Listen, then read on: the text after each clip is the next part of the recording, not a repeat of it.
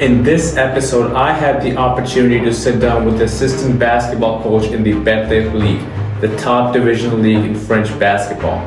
And I will pick his brain to help all athletes and coaches around the world understand what does it take to make it to the next level. This is going to be really informative and a banger episode. So sit back, keep your eyes and ears open and mouth shut. A place where we bring athletes, coaches, and professionals in the sports world together to share insight, stories, and lessons about the game and the grind behind it. Welcome to the Athletq podcast. So, Vladimir, I was checking your profile. You've been, starting from being a youth coach in Serbia to all the way to, working with the Clippers, now coaching a professional team in France. So I really wanted to get into, your journey. Like, how did you get started with, basketball coaching and, getting here where you are today? I mean, it's very easy. I'm raised and born in Serbia, in fact in Yugoslavia in that period in Belgrade. And I remember it was 2002 World Championship. We won the title. I was just a kid, like 10 years old, being out of the street celebrating that title with 1 million people on the street. And we have that routine, like the traditional thing from 1995 that always, if our professional national team wins some medal, we have a huge celebration on the balcony of the city's battle. So I was just a kid looking all those people happiness. And I see myself there on the balcony. But what was interesting, I didn't saw myself as a player. I said to myself, I will be the coach. In that period, right. I didn't know how it will become. It was a little bit fog for me, but I saw my finish line. Yeah, for sure. So you were straight got into I want to be a coach, not be a player. Exactly. I don't know why. It was just a dream of one 10 years old kid looking all those legends of the Yugoslavian basketball. And I said the coach Pešić was there, that moment Željko Obradović, of course, and I was saying I want to be a coach. Yeah, definitely. Yeah, I mean basketball is really big in Serbia. I was actually there in 2019 because I was playing ball and in high school, and I had an opportunity to attend a camp. So we had a camp for a week in Kaponik. I was there in Kaponik and then visiting Belgrade for 2 years. But yeah, I gotta say basketball is pretty big. And even now, if you remember the last Olympic game with America, we were this close.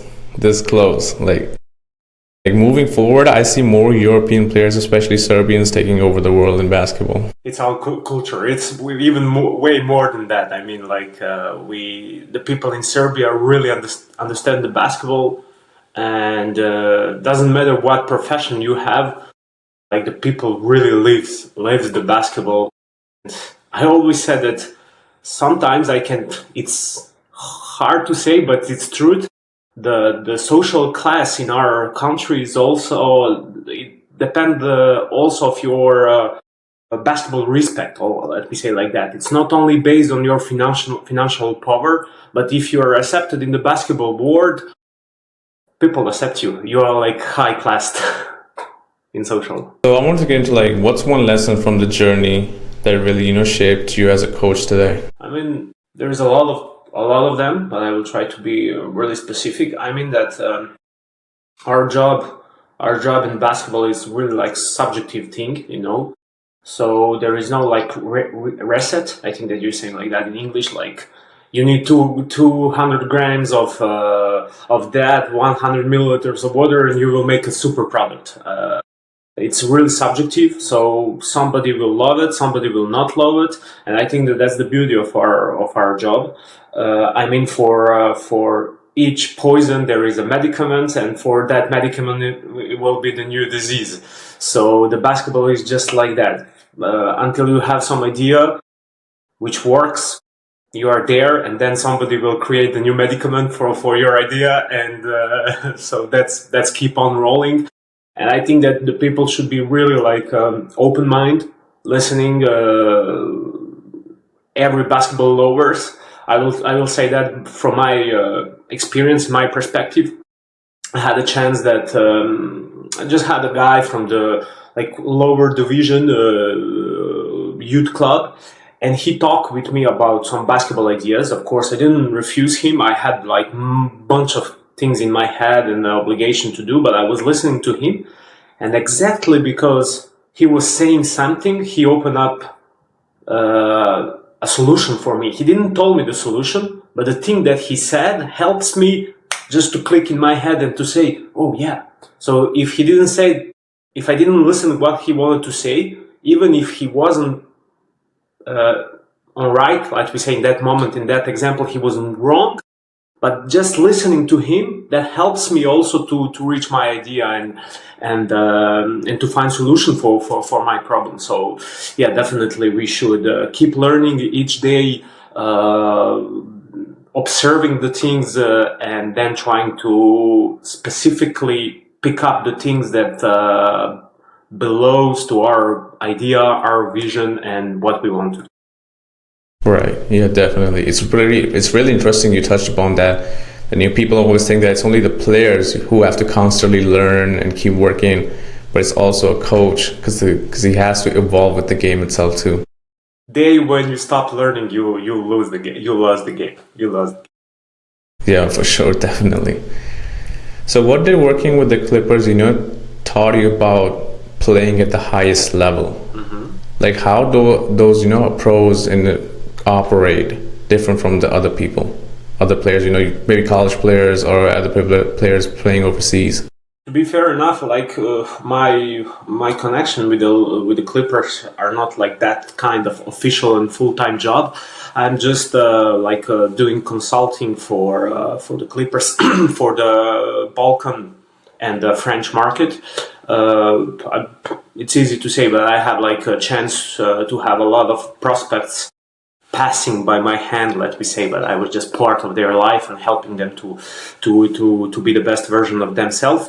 So the guys from the Clippers just needed somebody who knows in the Europe all those young prospects outside of the court and on the court, because on the court it's already known everything, so it's they already know everything about them basketball wise, but also it's very important to complete the image with information outside of the court. So yeah, that was mine like my primal goal. Right. Besides that, I'm way more here in Europe than in the States. Right. So technically, it's more like you're scouting for the NBA team in the Europe area. Yeah, I can't say it's scouting, but it's more like consulting, and just sharing information about the prospect that they need. But my full-time job and obligation are in Europe, as you said, actually in France in the last a little bit less than 10 years, and also I'm with the national team program, youth national team program officer. Sure, that's awesome. So Vladimir, my whole channel and all, taking interviews is all about helping up and coming athletes who aspire to be pro athletes playing in Europe or NBA or anything like that. So I wanted to get into when you work with these professional athletes, what do you see with them? Like how do they operate, and what can the younger generation take from them in order to achieve their dreams?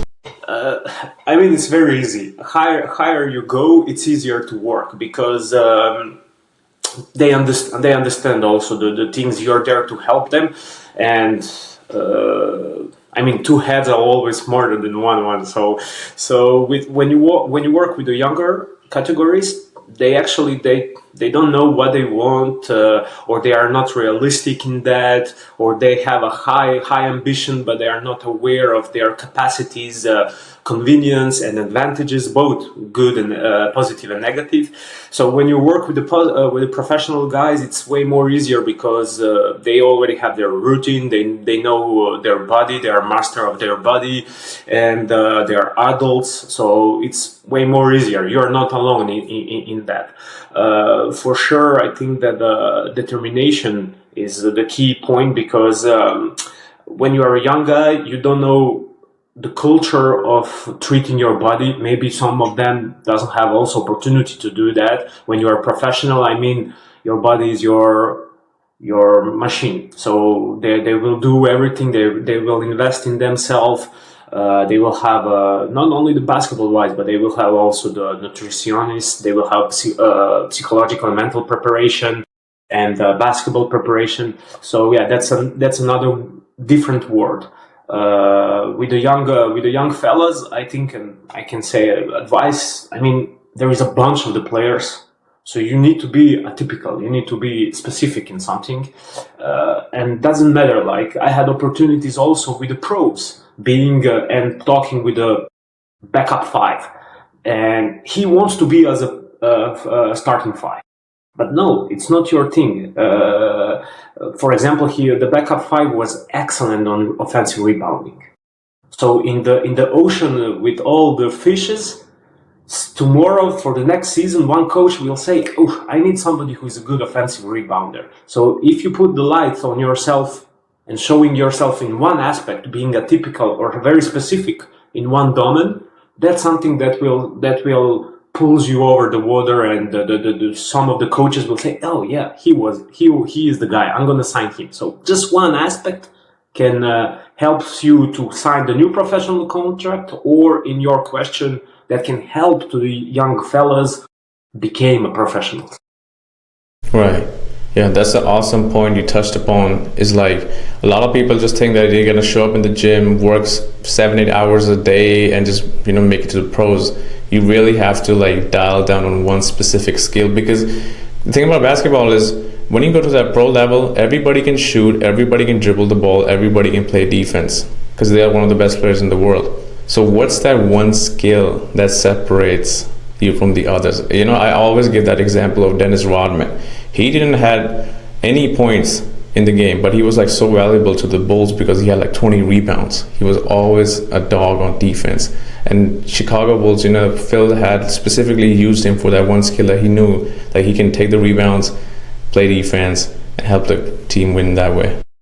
Great point. I mean, I'm going to share with you one thing that we had in ex-Yugoslavia and in Serbia during my University of Basketball, passing by in Belgrade. In fact, we learned that long time, immediately after Second World War, we created like the formula of success, how to become a professional player.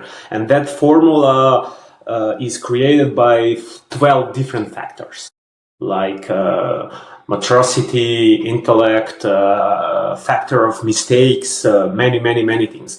And the conclusion was that, like, if you have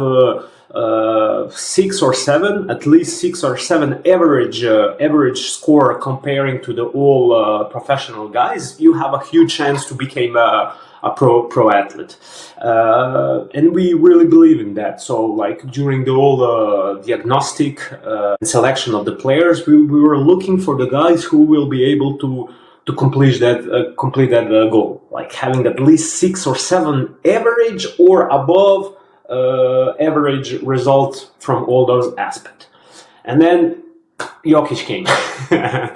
Yeah. And he showed us also that it's not only that. So we upgraded also the formula. So that means that if on one of those 12 aspects you are like super above, that also gives you the opportunity to find your way and become a player. You said like you need to work every day, spending 6-7 hours in the gym, and you're gonna become professional players. No, I will not lie to you. No, because we are determined by genetic, also by some things, and like for the in basketball today, we should be explosive and we should have a very fast.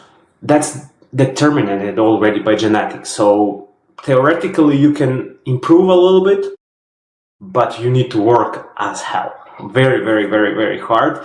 And but in another case, if you don't work, for sure I'm gonna tell you that you will not succeed. So you need to find a ratio between that, to be aware and to accept yourself with all advantages and disadvantages to have, trying to hide or improve how much you need, but try to hide your disadvantages and put your advantages on. Right. Yeah, definitely. So what do you think are the most common mistakes players make that hold them back, from reaching to that highest level? Sorry, up a little bit. I didn't hear. So I was just saying that, like, what are some common mistakes players make that, stop them from reaching to their full potential? Very good question. First, having in my head is overtraining, overloading, because you have, especially with the youth. Basically, we speak with the transition between the youth players and young players becoming a professional. Most of them are very serious, taking that very serious. And one nice group of that people doesn't succeed because they took it so serious. So they are overcharging themselves. They can't reach the best potential because they are always in tired mood. Psychologically they are like frustrated or psychologically tired also. I mean, becoming a professional athlete, it's not only based on your qualities, basketball qualities. Because if you are capable and aware to accept some things, maybe in that moment some professional team needs exactly the guy with your role, which will help you to enter in that world. When you get into that world, the things going easier. But reaching and knocking on that door, that's the hard. Yeah, definitely. It's like that's a really good point you touched upon, overtraining, because that's one thing even I did when I was playing in high school, and like I've seen so many guys do it because they think Kobe Bryant wake up, at 4 a.m. and he was like working out 3 to 4 times a day. And people don't understand, like, everybody's body's demands are different and everybody functions differently. And at the same time, in America we have like AAU games where you're playing 2 to 3 games in a day. It really like throws down your body a lot. Exactly. You reach the point for me. Everything what we talk about today, we can say it by one word, it's individualization. I mean, we have all different bodies, all different mindsets, all different career path. So there is no one formula. There is no really one formula to do. The formula is that you should try to be the best version of yourself, listening your body, trying to adapt, observing the things going on around you, and just feel good in your body so you can perform well. Because if you reach the court with the idea, oh, I can't make mistake, you're gonna make mistake. And today the basketball is group of the mistakes. So you should accept the bad things. You should accept also the bad parts of yourself. Okay, I am not fast, I am not tall. What I can do? How I can show myself and try to reach my spot in the professional world. Yeah, definitely. So how important is mental toughness? And if somebody's not, because a lot of times I've seen players who perform really good in practices and scrimmages, but when it's showtime and game time, they just can't take that pressure. Like, so can somebody actually train mental toughness, or how can somebody be mentally tough and take on that pressure in a real game time scenario? Of course, I totally agree with you, and it's very necessary, and that will be the future. I mean, even in Europe now, in the serious programs, you see everywhere that the clubs or the schools having a mental coach. Even in the professional world today, where you have less and less time for practicing, it's more like about the managing the things, managing the group, and also managing yourself. The mental coaches will be, and they are already very important in our world. When you said mental toughness, I don't think only to be like tough. I mean, the mental toughness for me needs. It's also being focused. Like it's with the new generation, it's very hard to keep constantly the focus and the high concentration in 10 minutes without a break, especially with all new tendencies, the way how the new generation lives. It's like very fast. Oh, I'm not interested in that. Next one, a little bit left, a little bit right. So keeping the concentration for the 5-6 minutes, not on the peak, but on the high level, it's something that it's very important for the basketball. I mean, like if you check, you will see the famous basketball coach Jelko Bradovic. he always talk only about the focus. It's everything about the focus. Am I in a good spot? Did I do that? The little details. So against who I am playing, that for me it's also mental toughness. Not only to be tough. Right. So focus and concentration is basically the key. That's awesome.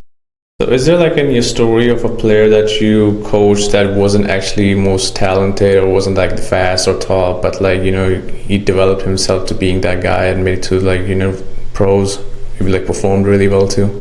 Yeah, of course. I have a bunch of those examples. My idea is also that when you work with the players, first of all, the player needs to feel that you really care about him. I mean, you can be the best basketball coach in the world, knowing all X and O's, but first you need to earn the confidence and the respect of the player. I mean, just that he knows that you truly care about him. If it's just like a machine, the next one, you can say whatever you want the basketball wise, but he will not listening to you. So when you reach that interpersonal personal relation with the player, in that case, the player is starting really to give everything that he can. And this is the point how actually he's starting being raising the chances became a professional player, even if he's not the most talented and most I don't know what, but in that case, in fact, you are getting the best version of your player, and then he start listening you about the basketball and everything. In that case, of course, the second part is that you as a staff, your staff or your coach must be also very talented, because when you talk about the selection of the players, like you selected the players who gonna perform well, or you are trying to select the players who gonna become a professional players. It doesn't start with selection of the player. Actually, it starts with the selection of your staff and your coaches, because if you know them, they're gonna help you reaching that goals. And in that aspect, I'm always talking about increase the factor of the mistakes. So if everything is just based on the subjective opinion, it's bad. But you can say also that because one old coach who works like 35, 40 years already as a head coach, and he said he will never become a basketball coach. He will never become a professional player. You can't disrespect his experience because there is a 40 years behind him, but also you can't put it everything only because one guy told you that. So with that subjective opinion, if you add also objective things, so the things that you can measure, you are trying to minimize the factor of the mistakes, and that can help a young fella become a professional. Definitely, yeah.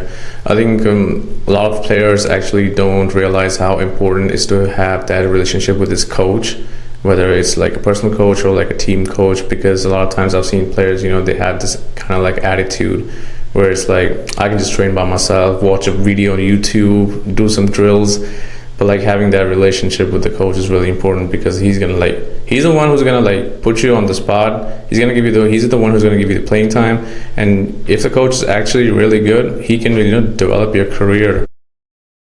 Totally agree with you. I mean, speaking about the young fellas, before that was this sand triangle, let me say, between the parents, the player, and the coach. I mean, today, in this time, you have more people involved in that. It's the agent also, because you can say that agents are not important today. They are the people who are gonna help you also reaching the professional world.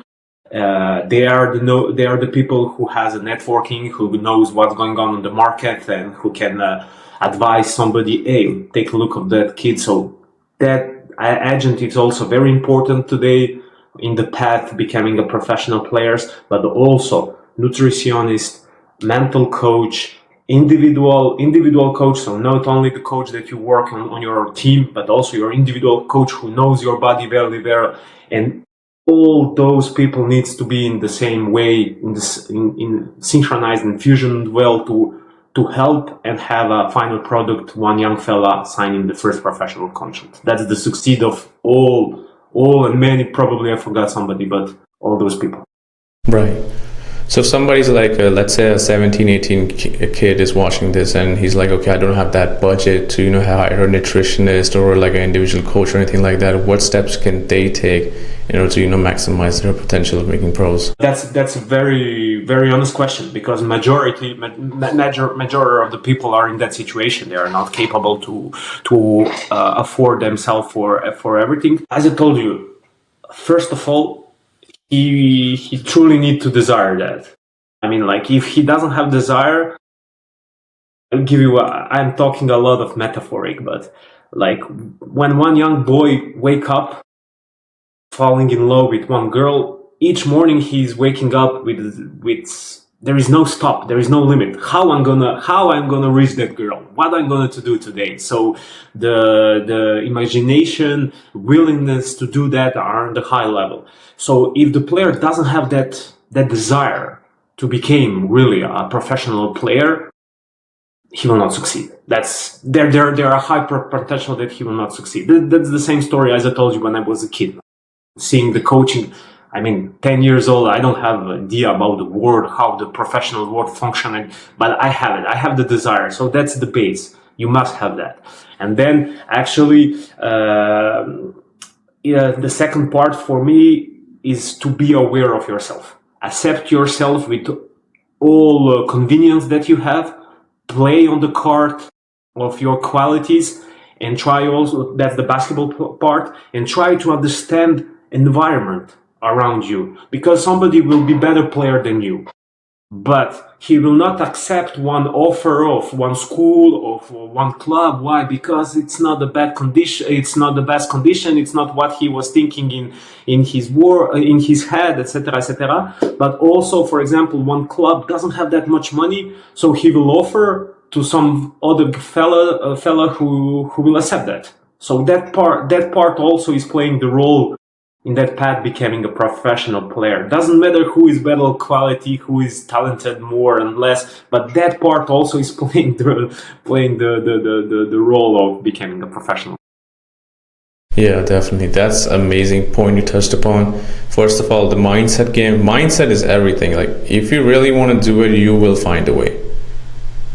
And other than that, you also touched upon like just taking that opportunity, not being egoistic about, okay, I wanted to play for that team, but I'm getting paid less, or the team that's offering me, it's not like, not the biggest, and most famous team in the world, but like keeping that ego aside and actually just taking the opportunity. Because, for some people, they get recruited straight out of high school, and for some, the journey is different. Like, everybody's journey is different. Some are we have a longer journey, and some people are gonna have a shorter journey, an easy one. And people who actually got it easy had like really short careers because it got into their head. They were not like fully even developed.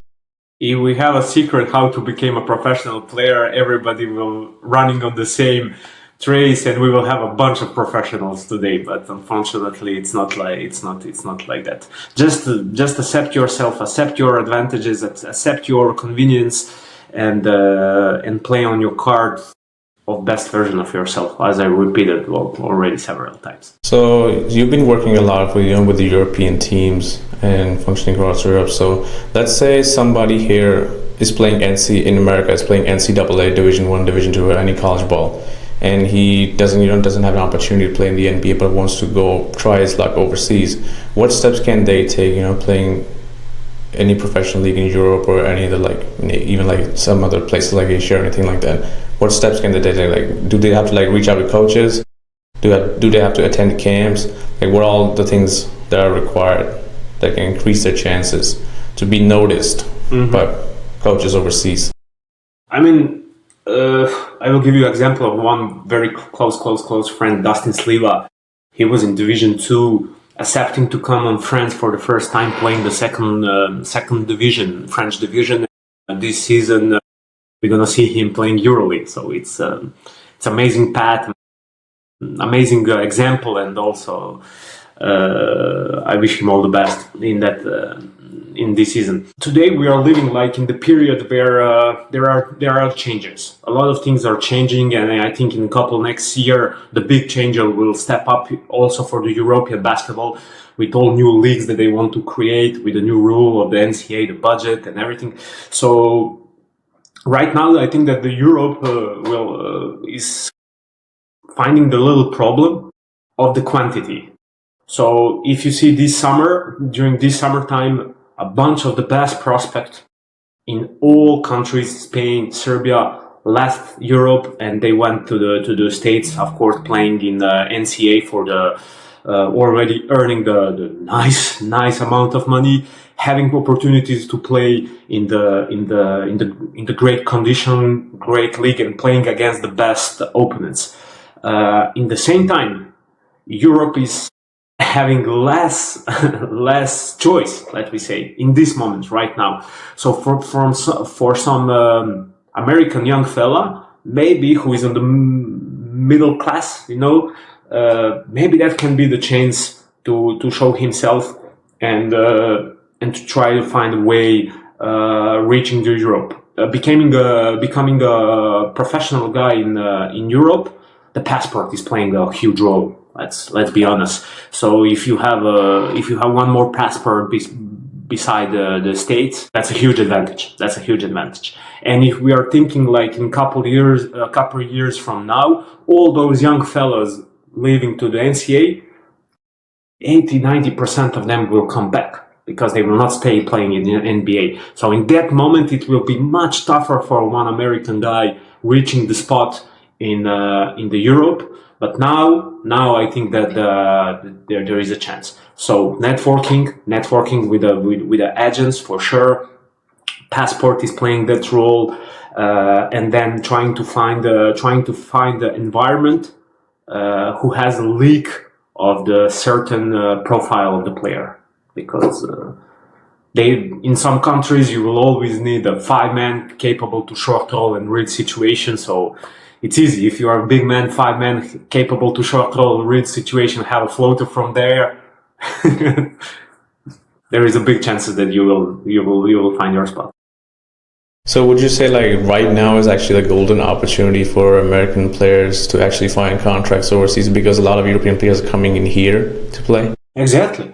I mean, like, I understand you are on that part of the world, we are here in that part of the world. Like, you're a young fella, 18, 19, 20 years old. You are going to the States. And the colleges offer you like million.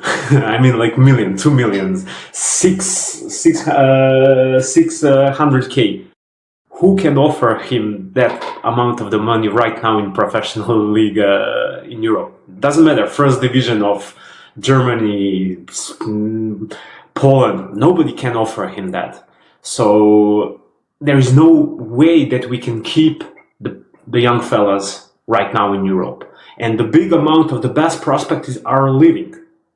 So the guys, European guys who are not good enough playing on the States, they will try to find and move up for one step.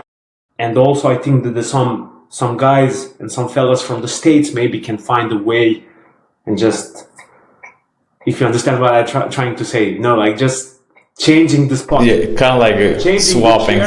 Changing the chairs in the cup in the next 2-3 years, and then it depends. Some of them will stay all the life in Europe, like Kyle Hines. Some of them will just have one episode here and then come back, as some European guys will come back also in 3-4 years. So it's individualistic. That's actually wild. Like, imagine all new NBA now is getting filled with European players, and then Euro leagues get filled with American players. What kind of a swap that gonna be? That's just the question of the quantity, the big, huge quantity. But at the end, for reaching the NBA, we know that it's really low percentage, and low percentage of them will stay there on the States. So many of them will come back on Europe. But right now, we are finding that problem. So the huge academies as Real Madrid or Barcelona in Spain or here in France, the best you will see, and you can see easily that 2 or 3 best players in each club, French club of under 21 team or under 18, they are in States. This season they are in States. So that's reality. Right. All right. Just to finish off, I got a couple of last questions more.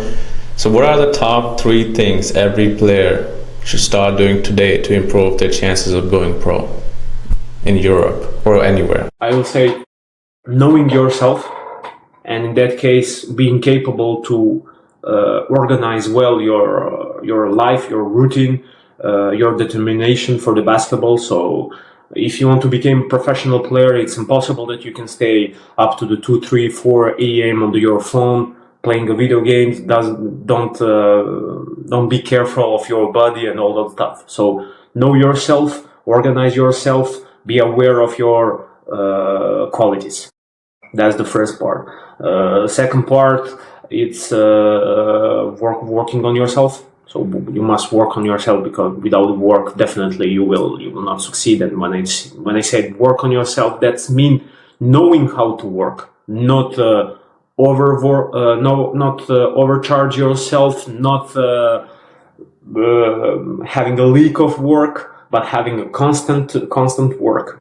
Because on the moment to become a professional senior player, it's the moment when you start having a constance. I mean, young fella, junior fella, he is on a roller coaster. On the moment when he finds his constance, and when I know as a coach that each game I can expect this and this from you, I know that's the moment when you are ready to become a professional in senior basketball. And the third thing will be the networking.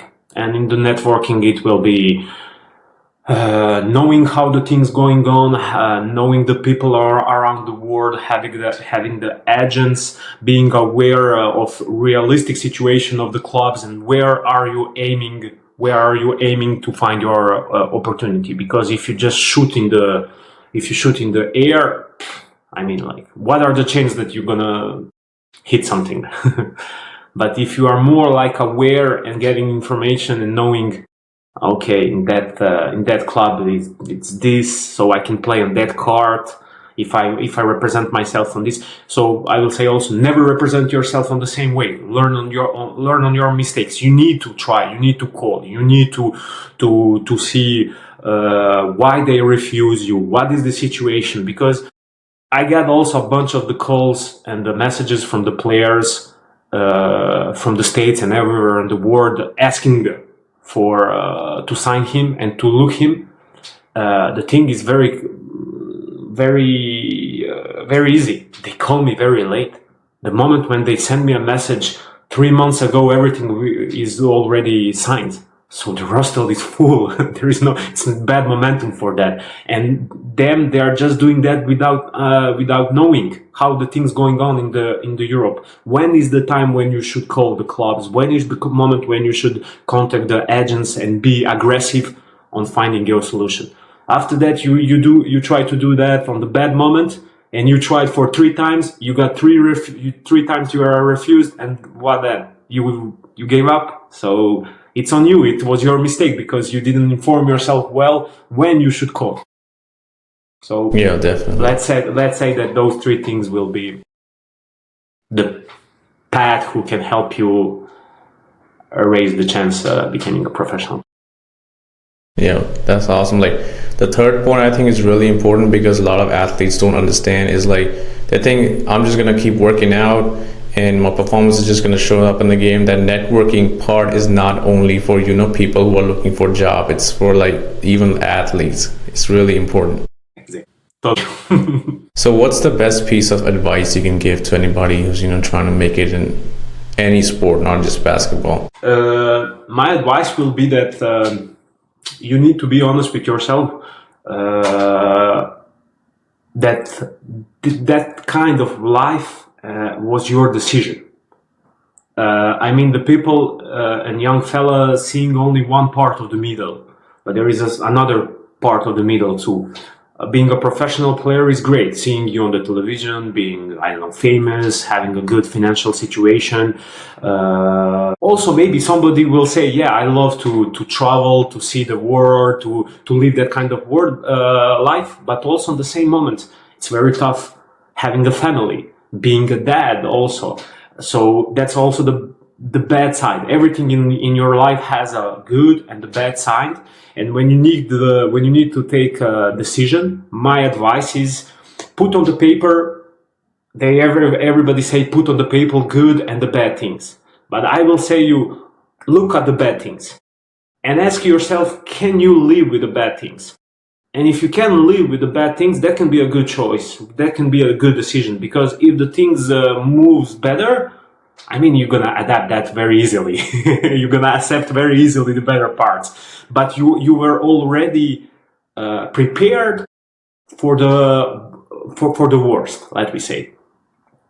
And in that moment, if you wake up and you have feeling that you go to your job, because being a basketball player or being a basketball coach is just a job, also as a doctor or everything else, or football player or another sport, if you have a feeling to go there and be punished, don't do it.